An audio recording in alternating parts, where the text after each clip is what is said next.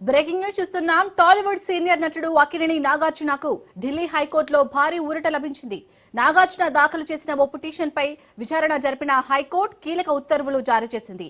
దీంతో గతంలో హీరోయిన్ ఐశ్వర్యరాయ్ తరహాలోనే ఇప్పుడు నాగార్జున కూడా ఊరట లభించినట్టయింది. తనకు సంబంధం లేకుండా తన ఫోటోలు, ఫీచర్స్ ని 10 వెబ్సైట్లు వాడుకోవడంపై అభ్యంతరం తెలుపుతూ నాగార్జున ఈ పిటిషన్ దాఖలు చేశారు.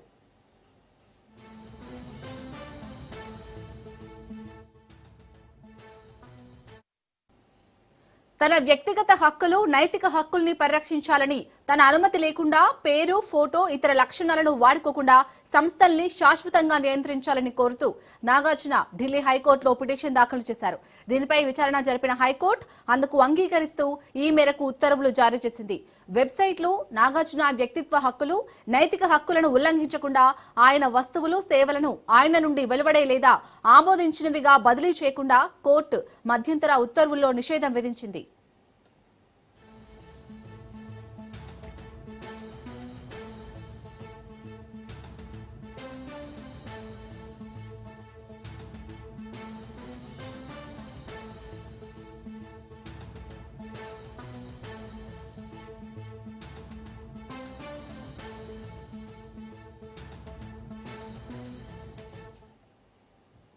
రైట్ ఇటు టాలీవుడ్ సీనియర్ నటుడు అక్కినేని నాగార్జునకైతే ఢిల్లీ హైకోర్టులో భారీ ఊరట లభించింది. దీనికి సంబంధించి పూర్తి అప్డేట్స్ మా ప్రతినిధి రత్నకుమార్ అందిస్తారు. రత్నకుమార్, నాగార్జున దాఖలు చేసిన పిటిషన్ ఏదైతే ఉందో దానిపై ఇవాళ హైకోర్టు అయితే విచారణ జరిపింది. సో ఎలాంటి ఉత్తర్వులను జారీ చేసింది?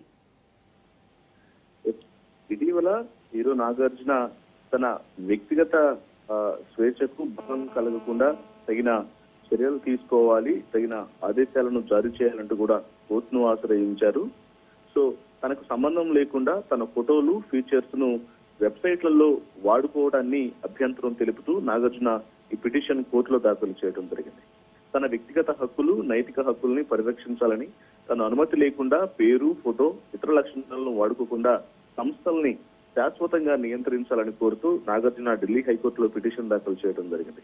దీనిపై విచారణ జరిపిన హైకోర్టు అందుకు అంగీకరిస్తూ ఈ మేరకు ఉత్తర్వులను జారీ చేసింది. వెబ్సైట్లు నాగార్జున వ్యక్తిగత హక్కులు, నైతిక హక్కులను ఉల్లంఘించకుండా ఆయన వస్తువులు, సేవలు ఆయన నుండి వెలువడే లేదా ఆమోదించినవి బదిలీ చేయకుండా కోర్టు మధ్యంతర ఉత్తర్వుల్లో నిషేధాన్ని విధించడం జరిగింది.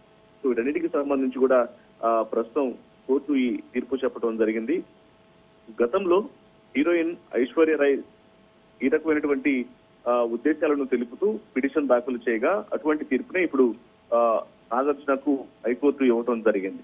అయితే వాస్తవానికి ఇటీవల కాలంలో సోషల్ మీడియా టెక్నాలజీ అనేది ఎక్కువైన తర్వాత సోషల్ మీడియాలో అనేక రకాలుగా ఇబ్బందికరంగా ఇటు నాగార్జునకు సంబంధించి, హీరోలకు సంబంధించి కావచ్చు, హీరోయిన్లకు సంబంధించి వాళ్ళ యొక్క ఫేస్లను మార్పింగ్ చేయడం, అలాగే డూప్లికేట్స్ ను క్రియేట్ చేయడం, ఆర్టిఫిషియల్ ఇంటెలిజెన్స్ ద్వారా ఇబ్బందికరమైనటువంటి మార్పింగ్ వీడియోలను, ఫోటోలను క్రియేట్ చేస్తూ ఉండటంతో ఇది సెలబ్రిటీలకు కొంత ఇబ్బందికరంగా మారింది.